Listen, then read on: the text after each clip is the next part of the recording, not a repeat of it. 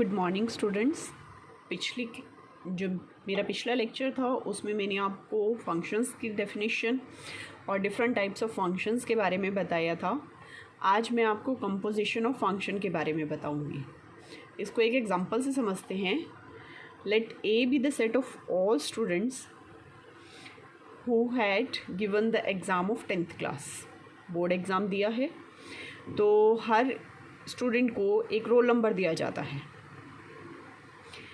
Late x represent students, तो हर एक student को एक रोल नंबर दिया गया जिसको हम वाई से रिप्रेजेंट करते हैं।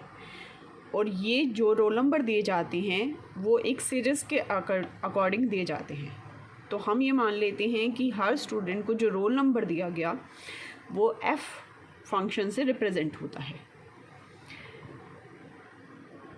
और जब बच्चे एग्ज़ाम दे देते हैं उसके बाद जो उनके पेपर्स चेकिंग के लिए जाते हैं तो उसमें वो रोल नंबर नहीं शो करते, उसकी जगह रोल नंबर्स निकाल लिए जाते हैं और उन हर पेपर को एक कोड दिया जाता है, हर आंसर शीट को एक कोड दिया जाता है।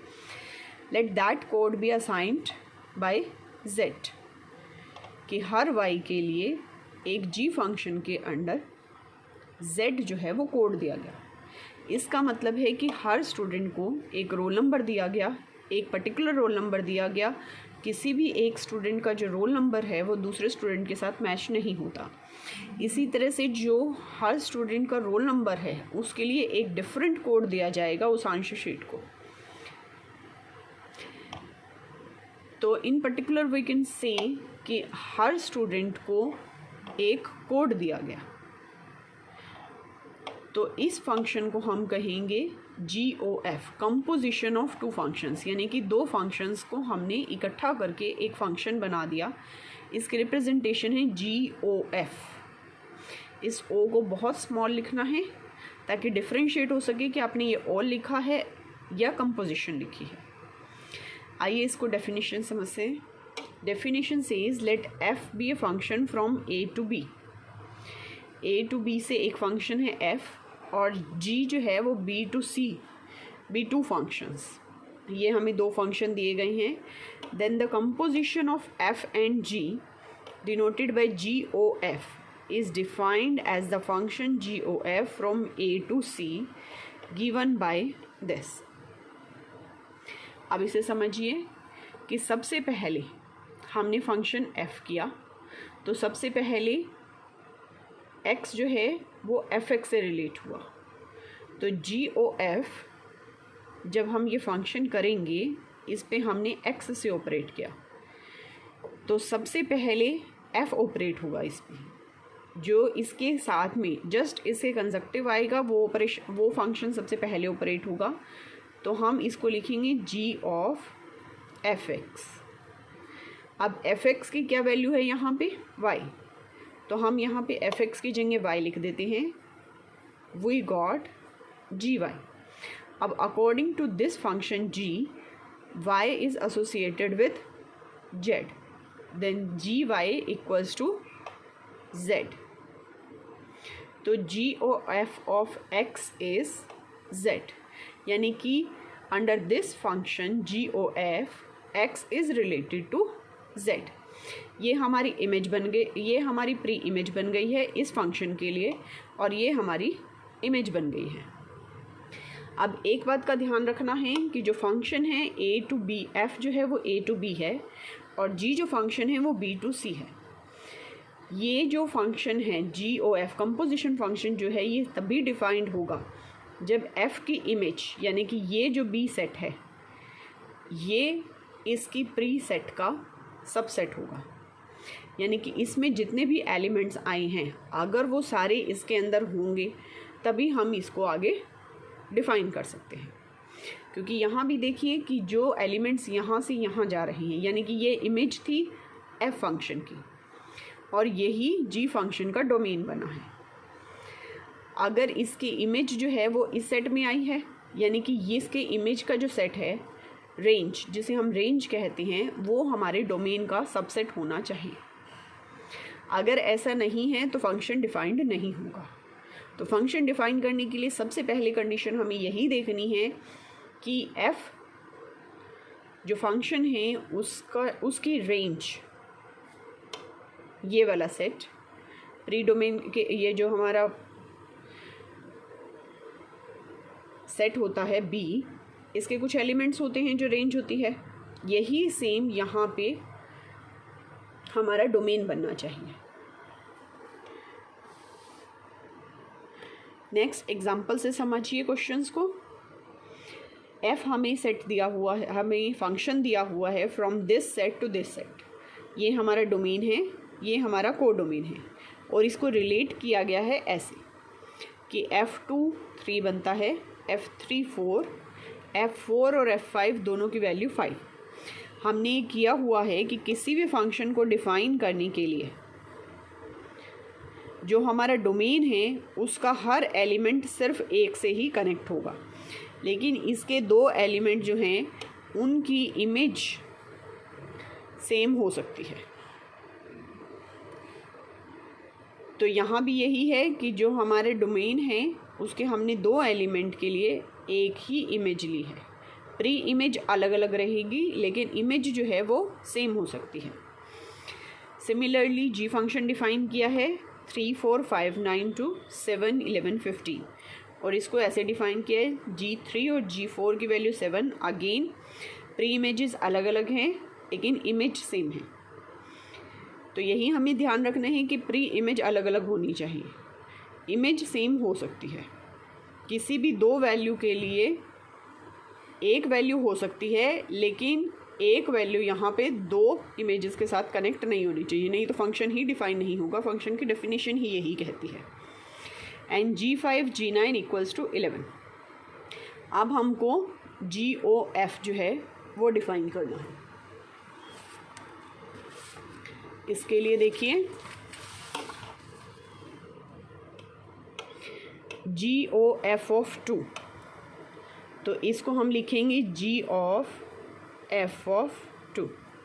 सबसे पहले ये देखिए कि इसका जो रेंज है 3 4 5 9 वो इसका डोमेन सेम है, मतलब ये वाले सेट सेम हैं, तभी हम ये आगे डिफ़ाइन कर सकते हैं। वो कंडीशन हमारी सेटिस्फाई हो चुकी है। तो आगे हम इनकी वैल्यूज़ निकालना शुरू करेंगे। ये कैसे देखते हैं कि जो फंक्शन यहाँ पे बाद में लिखा गया है, जो यहाँ बाद में लिखा गया है वो सबसे पहले ऑपरेट होगा, तो उसकी हमें रेंज लेनी है और इस फंक्शन की बाद वाले फंक्शन की हमें डोमेन लेना है, रेंज डोमेन। ठीक है, इस चीज़ का ध्यान रखना है। G of F of 2, F2 की वैल्यू यहाँ से देखिए 3 आई है, तो ये हमारा बन गया G ऑफ 3। अब G3 की वैल्यू यहाँ से कितनी आ गई 7। इसी तरह से बाकी भी निकाल लीजिए। GOF ऑफ 2 का हमने निकाल लिया, जो हमारा डोमेन है वो ये है, तो यहाँ से स्टार्ट करना है क्योंकि GOF फंक्शन जो है वो दिस टू दिस जाएगा, तो इसके सारे एलिमेंट्स के लिए इसमें से कनेक्ट होना चाहिए। 2 के लिए हमने निकाल लिया है, 3 के लिए शुरू करेंगे।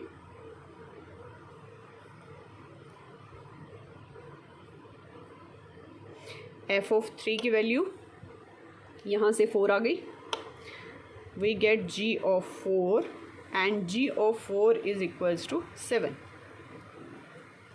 Again lies in this set. GOF of next 4, तो G of F of 4, F4 की वैल्यू देखिए, F4 की वैल्यू है 5, we get G of 5 and G of F5 is equals to 11 in this set। तो रेंज हमारी सही जगह जा रही है। नेक्स्ट GOF of 5, इसी तरह से आप 5 के लिए सॉल्व कीजिए। Then GOF of 5 is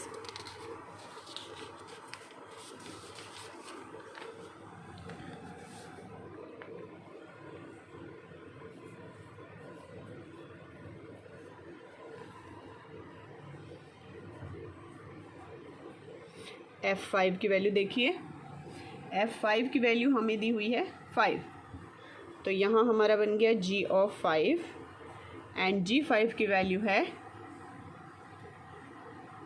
11। Answer is 11। तो ये इस तरह से हमने GOF डिफाइन कर दिया। GOF will be a function from 2, 3, 4, 5 this to this, 7, 11 and 15। इसमें हमारा डोमेन ये बना है और रेंज हमारी बनी है 7 and 11 which is subset of this. तो हमारी सारी कंडीशंस भी अप्लाई हो रही हैं, तो हमने GOF को डिफाइन कर दिया।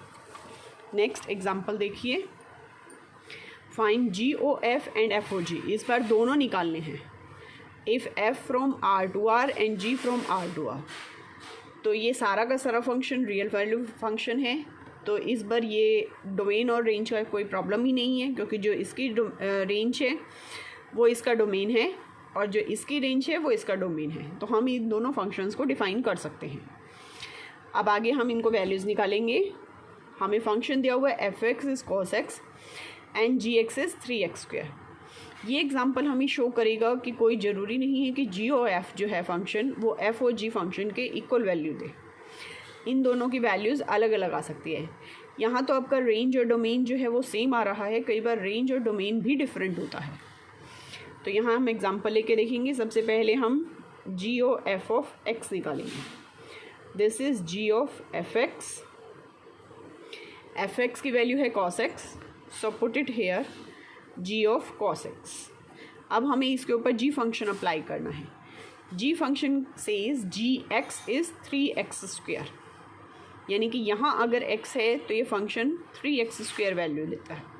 यहाँ पे cos x है तो इसकी वैल्यू हो जाएगी 3 इंटू cos x²। x की जगह हमने cos x से रिप्लेस कर दिया है, so it become 3 cos² x। Similarly f और g की वैल्यू निकाल लीजिए। अब हम सबसे पहले g फंक्शन को ऑपरेट करेंगे। g ऑफ x, gx की वैल्यू है 3x², so put it here 3x²। अब f(x) इज़ cos x, यानी कि x की जगह हमें cos x से रिप्रेजेंट करना है, तो it becomes 3 cos of 3x²। 3 को आप आउट कर सकते हैं। तो इसमें आप देख सकते हैं कि ये हमारा f और g ऑफ x ये निकला है और g और f दिस, ये दोनों सेम नहीं है। ठीक है, सो g और f not necessarily equals to f of g। इस बात का ध्यान रखना है। नेक्स्ट एग्जाम्पल देखिए। Show that if f of f function from a to b दिया हुआ है, g function from b to c दिया हुआ है, ये दोनों फंक्शन 1 1 हैं। तो हमें ये प्रूव करना है कि GOF from a to c define होगा। ये मैं पहले ही बता चुकी हूँ। ये फंक्शन भी 1 1 होगा। इस पूरे एग्जाम्पल में ये बताना चाहता है कि जिन दो फंक्शंस को लेकर हम कंपोजिशन फंक्शन बनाते हैं, अगर वो दोनों फंक्शन 1 1 होते हैं तो कंपोजिशन फंक्शन भी 1 1 होता है। 1 1 फंक्शन प्रूव करने के लिए हमारे पास क्या होता है कि if f from a to b is 1 1, तो कंडीशन होती है f(x1) is equal to f(x2). अगर हमें इक्वल दिया हुआ होता है तो हमें प्रूव करना होता है x1 इक्वल्स टू x2।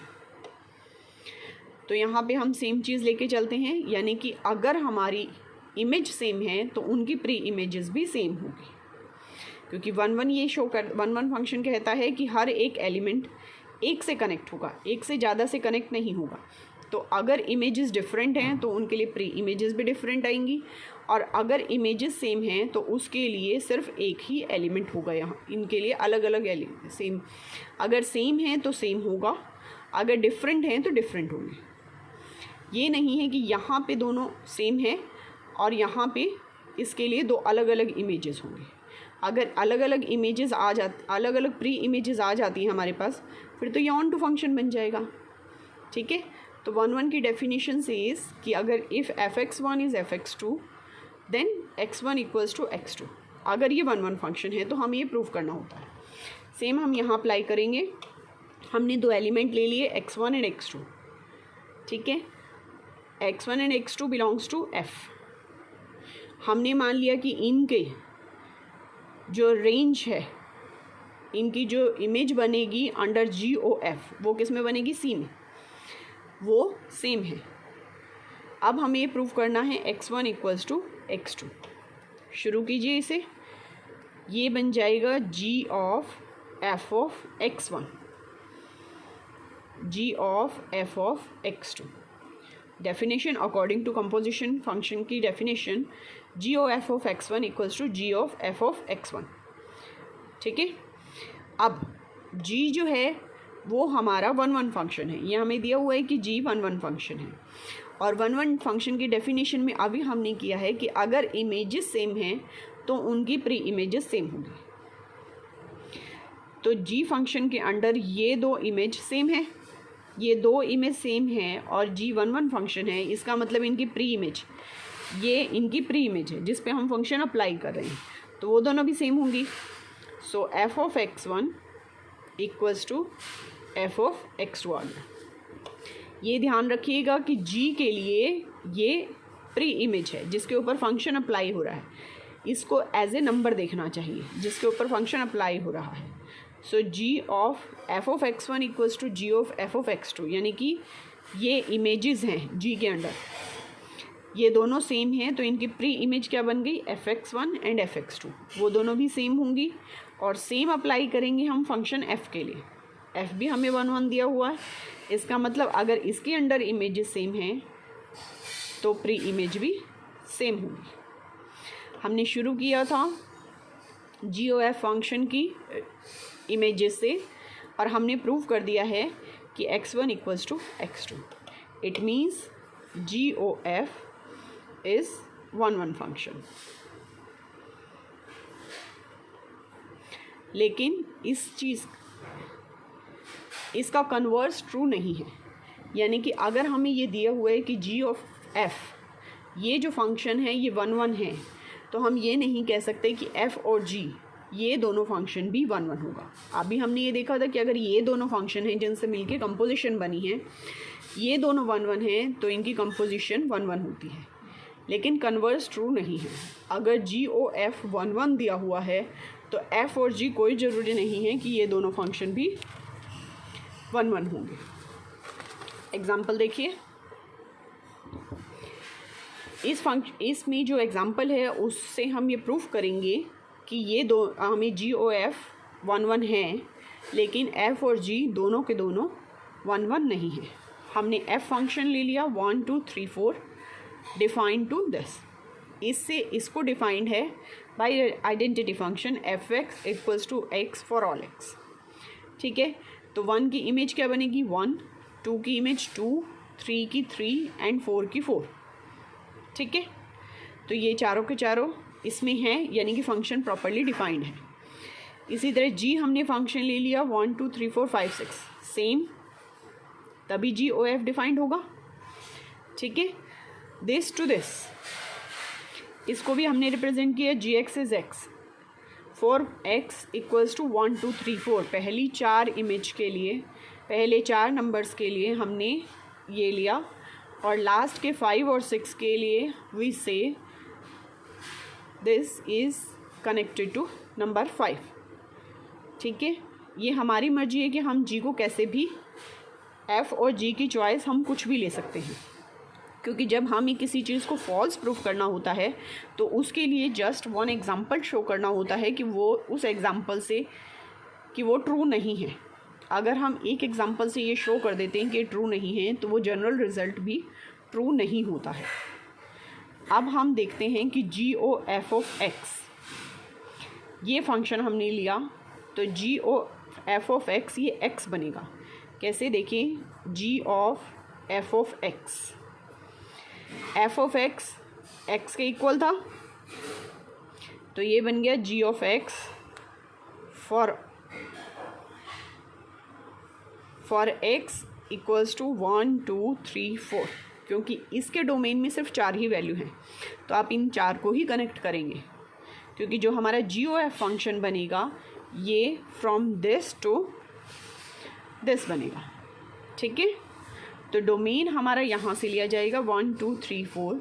इन चारों के लिए fx जो है वो x के इक्वल है, हमने यहाँ वैल्यू पुट कर दी, और gx इन चारों के लिए x के इक्वल है, so this is equals to x। g of f of x equals to x for 1 2 3 4। ठीक है, तो इसका मतलब ये जो है 1 1 फंक्शन हो गया, लेकिन हम यहाँ देख सकते हैं कि जो हमारा f था वो भी 1 1 फंक्शन था। 1 1 फंक्शन के लिए आपका 1 प्री इमेज के लिए 1 इमेज होनी चाहिए, हर एक के लिए अलग अलग इमेज होनी चाहिए। कोई ज़रूरी नहीं है कि इसके सारे एलिमेंट्स कनेक्टेड हों। अगर इसके सारे एलिमेंट्स कनेक्ट होते हैं तो वो ऑन टू फंक्शन बन जाता है, लेकिन अगर 1 1 से कनेक्ट होता है, कोई भी एक प्री इमेज के लिए एक ही इमेज है और हर इमेज के लिए इसी तरह से उल्टा हो, यानी कि दोनों 1 1 से कनेक्टेड हो, तो वो 1 1 फंक्शन होता है। लेकिन यहाँ पे हमारे पास 2 प्री इमेज के लिए एक नंबर है, यानी कि 2 नंबर एक से कनेक्ट हो गए, तो 1 1 फंक्शन नहीं रहा, ये तो मैनी वन हो गया। ठीक है, तो हमारा g फंक्शन जो है वो 1 1 फंक्शन नहीं है। यहाँ हमने यही शो करना था कि अगर कंपोजिशन 1 1 है तो कोई ज़रूरी नहीं है कि f और g दोनों के दोनों ही 1 1। ठीक है, सेम रिज़ल्ट हम ऑन टू के लिए प्रूव करेंगे। हमें दिया है कि if f and g 2 functions defined है हमारे पास और ये दोनों के दोनों ऑन टू हैं, तो हमें शो करना है कि जो GOF है वो ऑन टू होगा। सबसे पहले हम डोमेन एंड रेंज देख लेते हैं कि वो सेटिस्फाई कर रहे हैं कंडीशन या नहीं कर रहे हैं। इसकी रेंज इसका डोमेन बन रही है। ठीक है, तो GOF के लिए कंडीशन सेटिस्फाई हो रही है एंड GOF इज़ डिफाइंड। अगर हम यहाँ पे f और g निकालना चाहेंगे तो f ऑफ g डिफाइंड नहीं होगा, क्योंकि f ऑफ g के लिए हमारी जो g की इमेज है, यानी कि ये इसकी डोमेन बनना चाहिए। ये दोनों तो डिफरेंट हैं। ठीक है, तो यहाँ पे f और g डिफाइंड नहीं है, सिर्फ GOF डिफाइंड है। अब हम ये देखेंगे कि ये जो कंपोजिशन फंक्शन है ये ऑन टू है या नहीं। ऑन टू फंक्शन के लिए हमें प्रूव करना होता है कि हम अगर अपनी डोमेन को डोमेन सेट लें C, ये हमारा डोमेन है, ये हमारा को डोमेन है, बाद वाले को हम को डोमेन बोलते हैं। को डोमेन जो है वो पूरा का पूरा रेंज के इक्वल हो जाए, यानी कि अगर हम इसका कोई भी एक एलिमेंट ले लें, रेंडमली आर्बिट्रेरीली हमने इसका एक एलिमेंट ले लिया है, तो वो एलिमेंट के लिए इसके अंदर एक प्री इमेज होनी चाहिए। अगर हम ये प्रूव कर देते हैं कि इस एलिमेंट के लिए इसमें एक प्री इमेज है, तो वो फंक्शन ऑन टू होगा। इसके लिए सबसे पहले हम इसमें से एक एलिमेंट ले लेते हैं, let z belongs to C। ठीक है, तो z जो है वो हमारी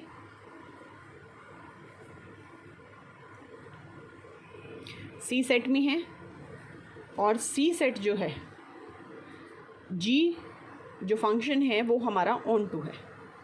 ऑन टू होने का मतलब कि C के अंदर जितने भी एलिमेंट्स हैं उनके लिए B में एक प्री इमेज है।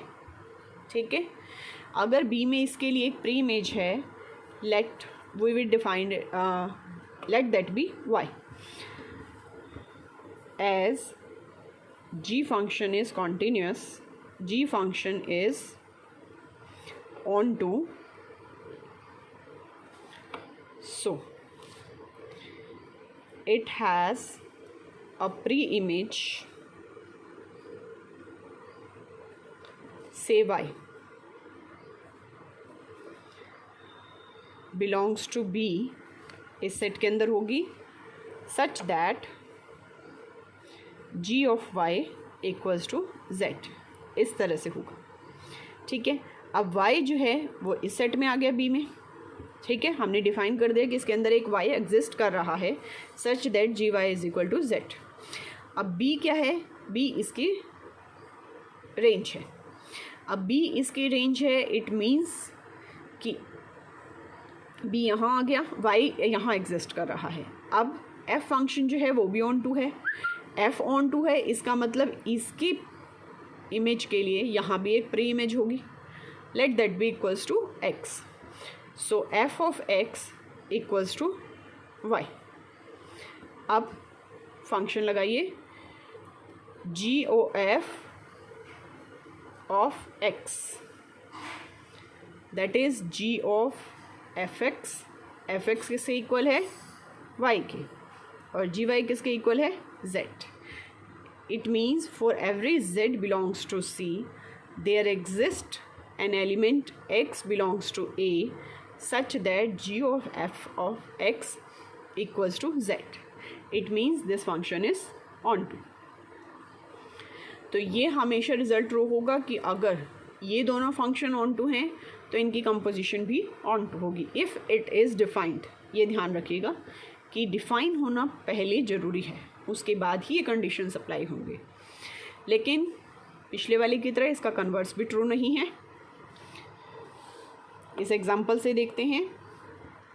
f हमने डिफ़ाइन किया 1 2 3 4 to 1 2 3 4। यहाँ हमने ये फंक्शन डिफ़ाइन किया है f1 f2 f3 f4 equals to 3। ठीक है, तो ये फंक्शन जो है ऑन टू नहीं है। जो हमारा f है ये आप देख रहे हैं ये ऑन टू नहीं है, क्योंकि 1 2 3 सिर्फ ये 3 एलिमेंट कनेक्ट हो रहे हैं, 4 नहीं कनेक्ट हो रहा है। ठीक है, तो ये फंक्शन ऑन टू नहीं है। जी की हमने कंडीशन ली 1 2 3 4, अगेन ये सेम है टू 1 2 3। इसको हम कनेक्ट कर रहे हैं G1 1 से 2 से, और 3 और 4 के लिए 3 लिया हमने। ठीक है, तो इसके सारे एलिमेंट्स 1 2 3 ये किसी ना किसी से कनेक्ट हो रहे हैं यहाँ पे, और इसके सारे एलिमेंट्स यहाँ कनेक्ट हो रहे हैं। अब देखें हम कि ये फंक्शन ऑन टू है या नहीं है। ये फंक्शन ऑन टू नहीं है, लेकिन ये फंक्शन ऑन टू है। अब हमें ये शो करना है कि जी ओ एफ जो है ये फंक्शन ऑन टू है, तो इसके हर एलिमेंट को हम लेके चलेंगे। उसके लिए देखेंगे कि हमारे पास यहाँ पे प्री इमेज है या नहीं है। सबसे पहले 3 के लिए देखिए, 3 यहाँ पे कनेक्ट हुआ हमारा 3 से। 3 ले लीजिए, 4 ले लीजिए, कुछ भी ले लीजिए, कोई फ़र्क नहीं पड़ता। 3 हमारा यहाँ पे कनेक्ट हो रहा है 3 से, यानी कि यहाँ 3 से कनेक्ट हो गया। अब ये वाला जो 3 है ये यहाँ किससे कनेक्ट है? ये वाला 3 यहाँ 3 और 4 से कनेक्ट है। ठीक है, तो यहाँ इमेज है हमारे पास, प्री इमेज है 3 and 4 बोथ। तो इसके लिए इमेज लाई कर रही है हमारे पास 1 1 से कनेक्टेड है एंड 2 2 से कनेक्टेड है। ठीक है, तो 1 2 3 ये हमारा कैसे कनेक्टेड है आपको मैं वेन डायग्राम से समझा देती हूँ। ये हमारा है एफ फंक्शन और ये हमारा है जी फंक्शन। ये ए सेट, बी सेट, सी सेट, 1 2 3 4, 1 2 3 4, और सी सेट में है 1 2 3। अब F1 एंड F2 ऐसे कनेक्टेड थे, 3 और 4, 3 और 4 दोनों के दोनों 3 से कनेक्टेड है। सिमिलरली 1 1 से कनेक्टेड है, 2 2 से कनेक्टेड है, और 3 और 4 जो हैं वो दोनों के दोनों 3 से कनेक्टेड है। यानी कि ये वाला जो सेट है ये किसी ना किसी के साथ प्री इमेज बना रहा है। ठीक है, तो ये जो जी ओ एफ फंक्शन है this is onto, G is onto, but F is not onto function. ठीक है, तो दोनों के दोनों ऑन टू नहीं होंगे। इससे हमने क्या सीखा? इसे हमने 2 रिज़ल्ट निकाले हैं कि जब जी ओ एफ 1 1 है तो इसका जो फर्स्ट फंक्शन है एफ वो 1 1 होगा, उसकी गारंटी है कि वो 1 1 होगा। इसी तरह से जी ओ एफ अगर ऑन टू है तो इसका जो सेकंड फंक्शन है जी वो ऑन टू होगा। 1 1 पहले वाला फंक्शन होगा, अगर ऑन टू है तो वो सेकंड वाला होगा। दूसरे की गारंटी नहीं है कि वो होगा, या हो भी सकता है और नहीं भी हो सकता। ठीक है, अब हम एक नेक्स्ट एग्जांपल देखते हैं। इसको थोड़ा सा ध्यान से देखिएगा। शो दैट हम ये फंक्शन डिफाइन किया है r-7/5, यानी कि रियल वैल्यूड फंक्शन है, लेकिन इसमें से 7/5 को एक्सक्लूड कर दिया गया है। मैं आगे समझाऊंगी क्यों एक्सक्लूड किया है।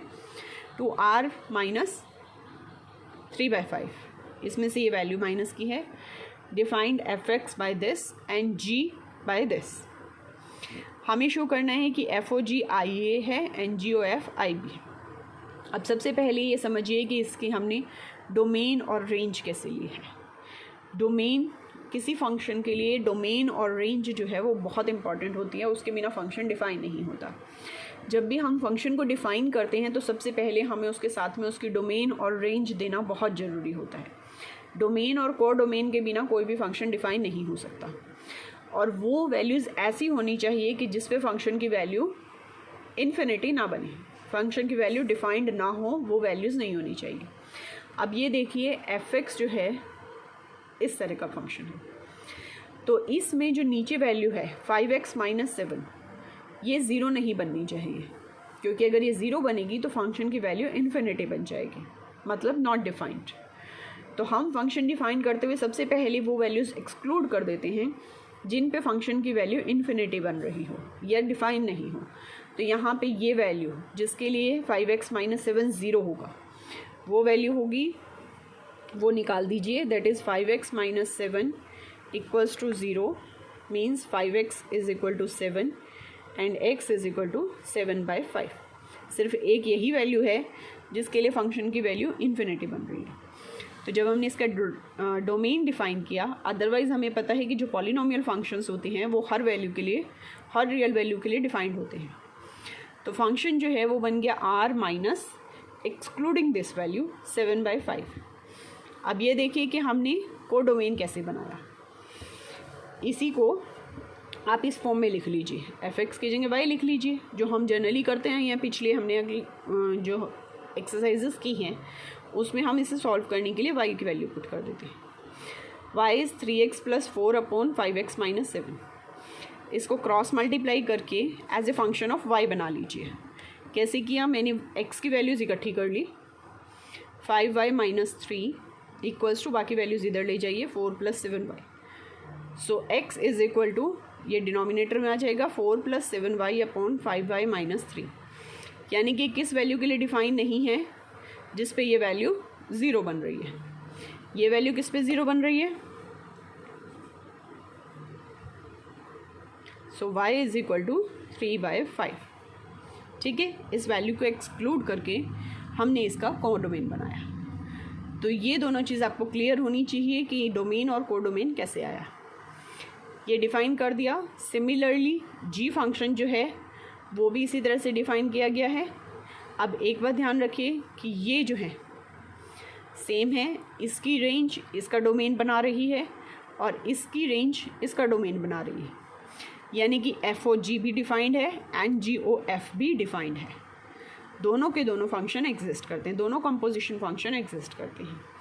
अब हमें ये शो करनी है कि f(o)g IA के इक्वल है, यानी कि दिस। ठीक है, तो f(o)g की वैल्यू निकालते हैं। सबसे पहले हम f(gx), अब gx क्या है, ये, सो f(7x + 4/5x - 3)। अब हमें इसके ऊपर f फंक्शन अप्लाई करना है। f में जहाँ जहाँ x है उसकी जगह आपको ये वैल्यू सब्सटीट्यूट करनी है। देखिए, 3 × 7x + 4/5x - 3 + 4, ठीक है, अपॉन डिनोमिनेटर में 5x - 7 है, यानी कि 5 ×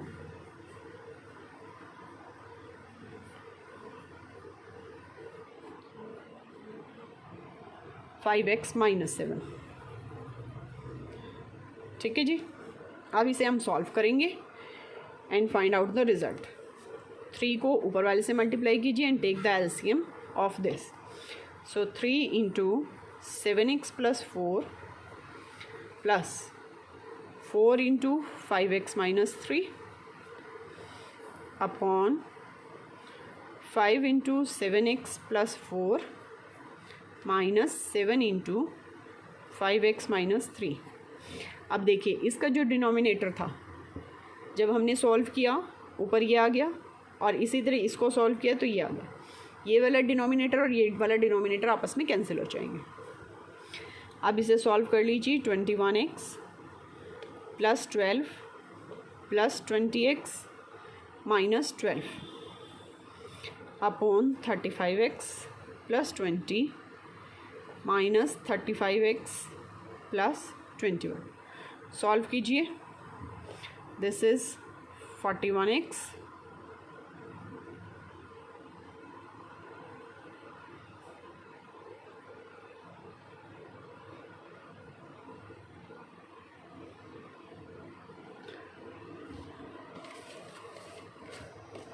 we got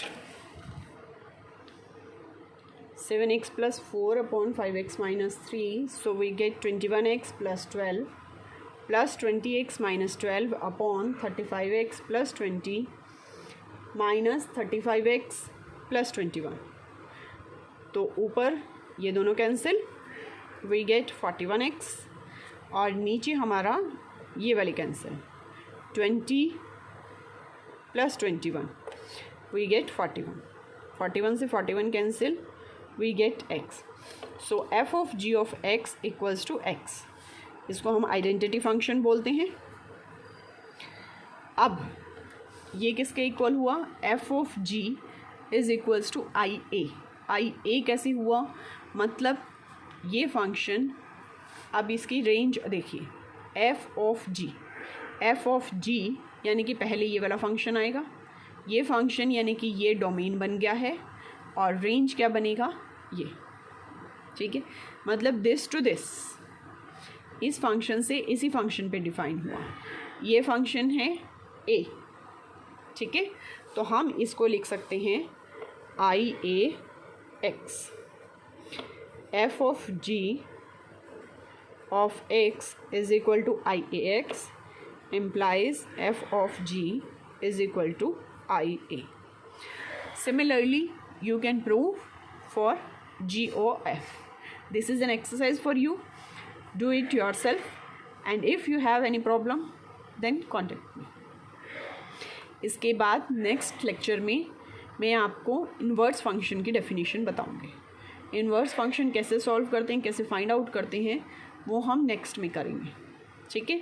तब तक आप इसकी प्रैक्टिस कीजिए क्योंकि इसी पे बेस्ड हमारा आइडेंटिटी इन्वर्स फंक्शन आएगा।